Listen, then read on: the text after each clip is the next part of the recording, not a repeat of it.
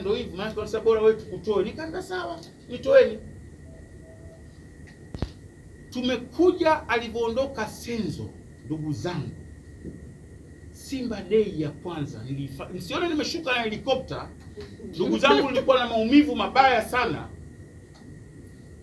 Yule Diamond sio vizuri kumtaja hii, lakini nataka nionyeshe tu wa Tanzania namna changamoto tulizopitia. Ilikuwa bado kama siku mbili, Diamond yuko studio ana rekodi nyimbo ya Simba. Mimi nipigiwe simu na mmoja wa manager wake, rafiki yangu, twende tukapige porojo. Bahati mbaya tukawa tunakula, ikapigwa simu na CEO. Kwa hiyo kabla lazima iwe loudspeaker pale. Samahani sana brothers, lakini ilibidi lazima niseme. Akapiga simu bibi. Vipi nyimbo? Akamba nyimbo iko sawa. Ndio Diamond yuko studio. Hebu mpigie hapo nitaka nizungumze naye. Yaani unganishe conference call. Akaunganishwa mwanamume, akapokea simu. Diamond sija kutamka ili mahali, hata leo yeye atakuwa surprise. Hajui wakati huo Diamond kama niko pale, wala alopiga simu Babra hajui kama mimi niko pale. Bahati sasa wakanishindwa kuitoa ile speaker. Hakukusudia, imetokea tu. Mungu alipokuwa anataka kuumbua. Nasibu sikiza Diamond bwana. Nyimbo yote utakayoitunga hakikisha kwamba mtu mmoja tu anaruhusiwa kutajwa jina lake. Ndio katiba ya Simba inavyosema. Anadanganya kwa sababu unajua Diamond hajui mpira. Kwa anaambiwa katiba ya Simba hairuhusiwi mtu yoyote kutajwa jina. Diamond nikamwambia hela yenu njooni mchukue. Msinipangie cha kufanya. Wakubali alisema hivi. Yule kijana mwenyezi pale nilitengeneza kitu kwa Diamond. Nikasema mtu ananihami kiasi hata hajui kama mimi nipo. Yaani sio kwamba anajua, anaambia chukueni hela yenu sifanye show. Msinipangie nani wa kumweka nani, sio kazi yenu.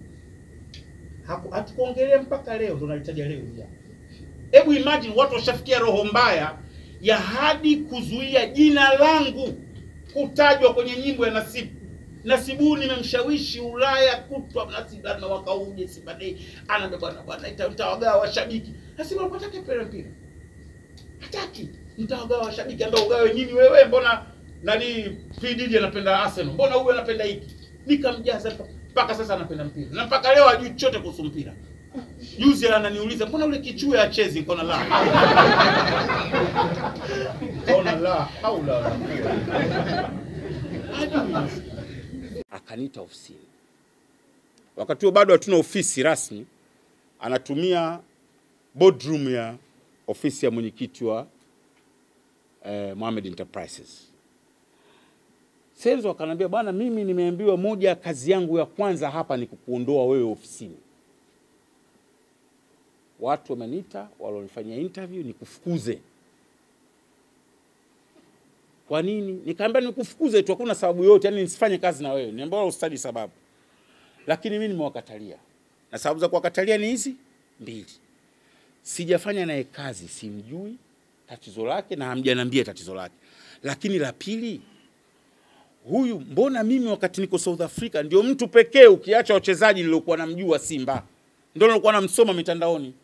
Na nimeona lile dude la Simba Day support anayopata wa washabiki, nitamfukuzaje? Acheni nifanye naye kazi nimsome. Akafanya kazi na mimi kwa miezi miwili baadaye akanita. Nakumbuka alikuwa anaenda Mbeya. Akanambia Haji, hebu fikia leo sinajua ningejuta mimi kukufukuza wewe kazi. Msaada mkubwa unoipa klabu ya Simba, achana kunipa mimi kama mtendaji mkuu. Kwa hiyo tukajenga mahusiano makubwa, lakini kila siku Senzo analalamikia complain yake. Uingiliwaji wa kazi zake na CEO wa sasa. Every day hapokei, maana kwa sasa hata simu zake hapokei. Sasa wakawa wanamtengenezea michongo, lazima tumuondoe Senzo kwa sababu hatekelezi. Walijua wamemleta ili atekeleze matakwa ya wakubwa. Senzo aligoma. Asema ni professional. Nitatekeleza taratibu za kazi, sio matakwa yenu binafsi. Aligoma na ndio sababu kubwa kuingiliwa majukumu yake, kufanya hiki, mwajiri huyu mtoe huyu, Senzo anakataa. Fukuza huyu, achia huyu, Senzo anakataa. Huyu na Senzo alipoingia sasa safari zile zikaanza. Toka ameanzia Magori, lakini Senzo sasa ikawa permanent. Imeongeza hamasa mpira. Na jamaa sema Simba ilikuwa inajaza kabla ya big match. wanawaita hapa, anatoa na makauli mbiu ya kila aina, na kwenda kwenye radio moja, TV moja mwenyewe, hadi vipindi vya usiku. Nakumbuka mechi moja na Al Ahli, tumetoka kula 5-5 mara mbili na Vita na Ahli. Mechi iko Jumanne. Wananiuliza, Haji, hii itakuwaje mechi ya Al Ahli? Nikaambia acheni. Nikampigia Patrick Nyembera. Nikamwambia nataka kwanza kipindi kimoja, nataka kutengeneza kitu kuingie kwenye ubongo wa watu. Nikaja na ile Simba hata ikicheza na Barcelona, Dar es Salaam watoki mtu. Nitaka kutengeneza imani tu kwa washabiki. Ushakula 5-5 mara mbili, unawaambiaje Tanzania? Lakini nilijaza watu pale. Wanasema walifanya wao.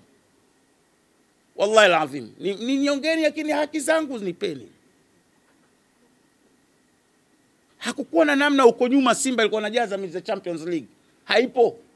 Mimi nimeenda mpirani, nimezaliwa, nimekulia katika mpira. Haipo. Watu 60,000 ushakula 5 mara mbili.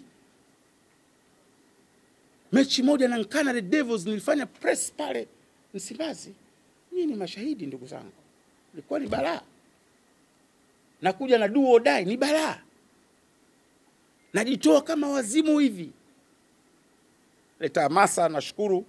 Inawezekana isiheshimiwe hiyo, lakini kuna siku dunia itakumbuka hata jema hilo moja nilolifanya. Hayo kama mengine ni mabaya. Lakini nisimalize kwa wale ambao sijawataja kwa namna yoyote katika shukrani au kuomba radhi. Basi nitambue tu kwamba mimi wote na washukuru wa Tanzania wote, wadau wote, vilabu vyote, na pale nilipo wa kwanza narudia I'm sorry. Sasa nije katika jambo mahsus la kwa nini Haji leo hayupo Simba, au kwa nini Haji anaondoka Simba Sports Club. Si mnakumbuka kama kuna wakati ilishatangazwa kuna mtu anakuja kwa msemaji Simba. Nakumbuka nilikuwa niko Egypt kwenye AFCON. Huku wakafanyisha watu interview. Mimi sipo. Wakanivizia nimeenda kwenye AFCON wakafanya interview. Tayari washatangaza. Sasa siku Mohamed akanipigia simu. Hebu Haji njoo bwana ofisini, nimsharudi kwenye AFCON. Akamwambia Haji, hii taarifa zimetoka wapi? Nikamwambia mimi sijui. Tena bora ulivoniita nikushukuru bwana, mimi naacha kazi. Kwa nini? Ngoja nimuite CEO wakati wote. Sio CEO. Ngoja nimuite Babra kaitwa hapa. Imekuwaje issue yaje? Haji tunamuondoa, atabaki kuwa influencer wa mitandao. Tunamleta mtu mwingine. Mohamed akamwambia what? Akamwambia nini na akili, alifoka sana. Yaani unamuondoa kwa kigezo gani? Sitaki kusikia jambo hilo. Sitaki kusikia. Ni vipi nini? Mohamed mwanzo alikuwa kubali fitna. Hakubali, alikuwa kila kiambiwa hivi. Hakubali kabisa. Lazima useme ukweli. Ili kwa ile fitna haijakolea. Unajua kila kitu lazima kikolezwe. Kila ukimwambia ili Haji hivi, alafu kuna wakati juzi aliniambia bana, unajua mimi watu wengi wa bodi waambia nikutoe, mimi nakataa. Nikamwambia sio watu wa bodi bwana, sema ananiambia mimi Babla na wao wawili. Ukisema watu wa bodi, wajumbe wa bodi wangapi? Mbele yake alimwambia usio wajumbe wa bodi. Hawa watu watatu hawa. Usiosingizie bodi bwana. Bodi ni mwakosea nini? Sijawahi kuonywa kwa barua, sijawahi kuonywa kwa mdomo, watakwambiaje nitoe kwa kosa gani sasa? Tuache. Lakini baada ya kuondoka Senzo kama nilivyosema nikajua next mimi. Na ni kweli. Wakati huo sasa mimi nimeanza mkataba na Azam TV. Na Babra yupo. Akausoma ule mkataba, ulikuwa na clause moja. Ili uterminate ule mkataba na lazima ulipe milioni 350. Shughuli ikaanzia hapo basi. Sasa unajua hii itabidi ni ubaki nao mkataba. Nikamwambia kubaki nao hapana. Wewe tajiri, mwenyekiti na kuheshimu, lakini huu umetaka uone, ukuniambia uondoke nao. Kwa hiyo hapa uondoke nao. Ofisini kwake namwambia. Fawahisha. Macho kwa macho naambia huu uondoke nao. I'm sorry brother. With due respect na pesa zako, lakini hii ni mali yangu. Nakupenda mwenyekiti wangu, lakini hapana. Sasa tufanyeje? Ndio issue ya mkataba sasa ya bwana Hans Pop ilipoanzia hapo. Wakaambia Babra, hebu tayarisha mkataba. Hapo miaka 6 nimefanya bila mkataba. Sasa baada ya kuanza biashara na Azam wakafikiria sasa kunipa mkataba. Mkataba wa kwanza nikaitwa tena kwa Mo, nikaukataa. Ulikuwa na clause unaonitaka sio kwanza milioni 4. Ana mkubwa yule nadhani utu uzima, kuna wakati mtu uzima unamsamehe. Mkataba clause yake inataka 3 million. Lakini bila kufanya kazi na kampuni yoyote zaidi ya Mohammed Enterprises. Can you imagine? Nikaambia what? Nakumbuka ilikuwa Ijumaa, nimepiga kanzu nyeupe maridadi, nikamwambia hivi, nyinyi mnanijua, mnanisikia. Yaani mimi sign contract ya milioni 3 na lazima nifanye na Mohamed Dewji. Mimi nimeajiriwa Mohamed Dewji, nimeajiriwa na Simba mimi. Nikamwambia msiniletee hizi vitu hivi bwana. Basi baba karekebishe. Mwezi wa pili nadhani wakarekebisha. Akanita ofisini siku Babra. Unajua una clause gani? Sasa hivi hautaji Mohammed Enterprises. Lakini siruhusiwi kufanya huo wa milioni 3. Mkataba wa miaka 2. Siruhusiwi kufanya tangazo na kampuni yoyote mshindani wa bidhaa ambazo zinaidhamini Simba. Zikiwemo manake Mo Coca-Cola, Mo Ukwaju, Mo Ubuyu, Mo ziko kama 70 kwenye jezi yetu ile. Zote zile siruhusi ambazo Azam ndio anatangaza. Manake mimi nilivyojua main sponsor SportPesa ndio mimi amjaona makampuni mimi mshakuwa natangaza kampuni nyingine ya betting. Manake mimi nilikuwa natangaza bidhaa za SportPesa. Nilivyomalizana nao unaona mimi natangaza kampuni za betting na ofa kubwa nyingi sana za betting. Nyingi. Joe Flair yule yuko kwenye kampuni moja ya betting, ananiita kila siku, rafiki yangu Diamond ana kampuni ya betting. Nakataa, naambia mimi kuna main sponsor hapa wa club. Nitawezaje hata kama hawa Simba sina mkataba nao, lakini kwa kuheshimu tu uwepo wangu Simba, hata kama sina mkataba, maana ningeweza kusaini namna kuniuliza. Sababu mimi sina contract na Simba. Lakini nikasema nikamwambia Mo, mwambie, nikamwambia baba, mwambie Mo na sign hata leo aondoe hiyo clause. Kwa sababu kama mngekuwa mnaweza mngewalipa Azam milioni 3 sijui. Alafu tuanze sasa kujadiliana kuhusu mishahara. Ndio namna ya kuvunja mkataba. Lakini sio mji hapa mnipe mkataba wenye thamani ya milioni 3. Alafu unanizuia kufanya matangazo na kampuni nyingine. Milioni tatizo la kibiashara la mimi. Sasa hapo Mo akaanza kubadilika. Shekhe. Mo akaanza sasa hapo sasa kwamba huyu kumbe inabidi sasa lazima tumtoe. Siku moja akanambia, unajua Haji, alinipigia simu, watu wanalalamikia kwamba wewe umekuwa maarufu kunizidi mimi. Wallahi alazim. Nikamwambia so what bora. Tiba Simba hairuhusiwi mtu yoyote kutajwa jina. Diamond nikamwambia hela yenu njooni mchukue. Msinipangie cha kufanya. Wallahi alisema hivi. Yule kijana mwenyezi pale nilitengeneza kitu kwa Diamond. Nikasema mtu ananihami kiasi hata ajui kama mimi nipo. Yaani sio kwamba anajua, anaambia chukueni hela yenu sifanye show. Msinipangie nani wa kumweka nani, sio kazi yenu. Hatukuongelea mpaka leo, ndo nalitaja leo. Hebu imagine watu washafikia roho mbaya ya hadi kuzuia jina langu kutajwa kwenye nyimbo ya Nasibu. Nasibu nimemshawishi Ulaya kutwa Nasibu na wakauje Simba Day. Anambia bwana itawagawa washabiki. Nasibu anataka mpira. Hataki. Mtawagawa washabiki, ambao ugawe nini wewe? Mbona nani PDD anapenda Arsenal? Mbona huyu anapenda hiki? Nikamjaza mpaka sasa anapenda mpira. Na mpaka leo hajui chochote kuhusu mpira. Juzi ananiuliza, mbona ule kichue hachezi? Nikaona la. Kaona la haula wala quwwata. Lakini sio wao tu, wasanii wengi unajua. Wasanii wengi. Nilikwenda siku moja na dada yangu Hamisa. Maana ilibidi ni rafiki zangu wale niwatie katika mpira, waniongezee kuboost hamasa. Mimi nilikuwa naalika wasanii. Sio nilikuwa naalika nyumbani kwangu. Kumbe mimi na langu. Tunakula pamoja, tunakunywa ili waje Simba, ili hao nisaidie. Sababu wana fans wao. Na kweli wamenisaidia. Ndugu zangu, hili halihitaji mnyonge mnyongeni. Hili linahitaji credit for Azam TV.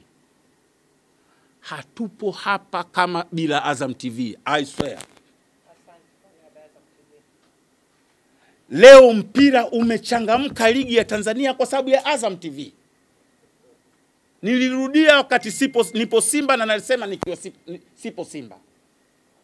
Live tulikuwa tunaipinga huko. Watu watakuwa waendi mpirani. Nika prove wrong kwamba watu mpirani wataenda na live inaonyeshwa. Mbona Ulaya wanaenda mpirani na live? Azam TV wameinvest serious. Sio investment za ujanja. Wameweka pesa hasa. Huu mkataba wa juzi ambao utawapa kila klabu milioni 500, guys, brothers, ndugu zangu, nawaambia ukweli, ligi yetu mwaka huu kwa baadhi ya mambo yatakuwa yameshaisha.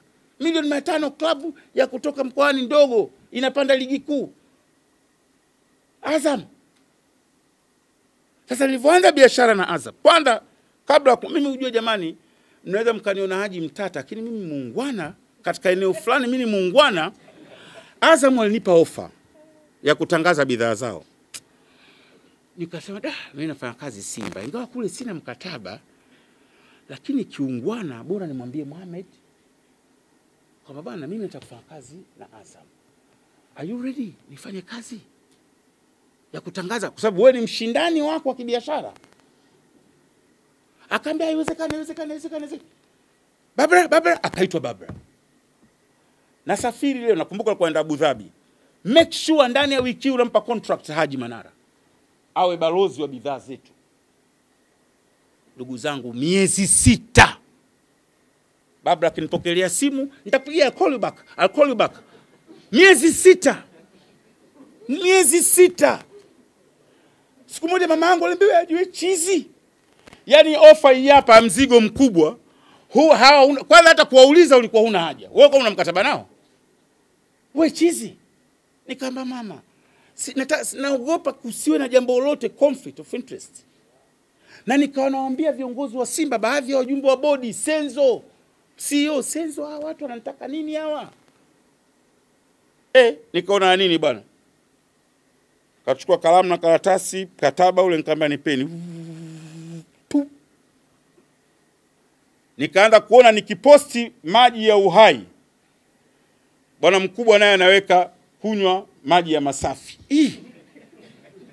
Nikiweka kunywa Azam Energy, bwana mkubwa naye anaweka kunywa ndani ya post yangu kwa kutumia page yake.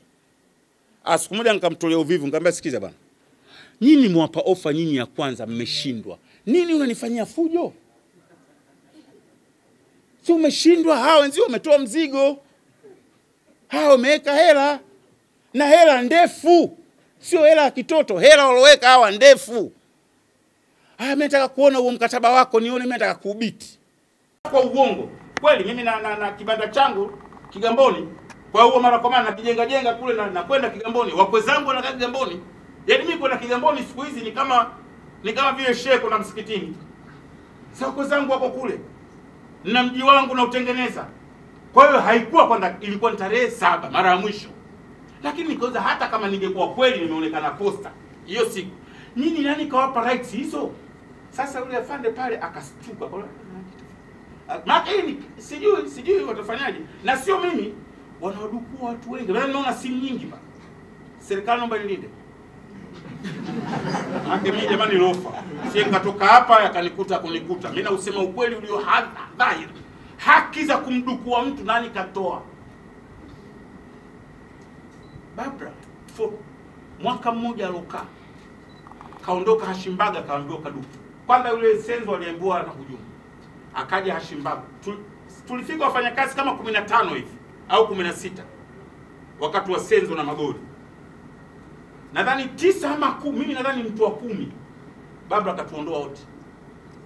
Ameanza Hashimbaga akaekwa ndani. Mimi wanatafuta sababu ya kumweka ndani. Ni mtasikia, tutatafuta. Lakini Mungu yupo na serikali ipo. Hawezi. Kuna Allah Jalla Sha'nu na serikali chini ya Mama Samia. Hawezi kukubali. Haki haiwezi kudhulumiwa.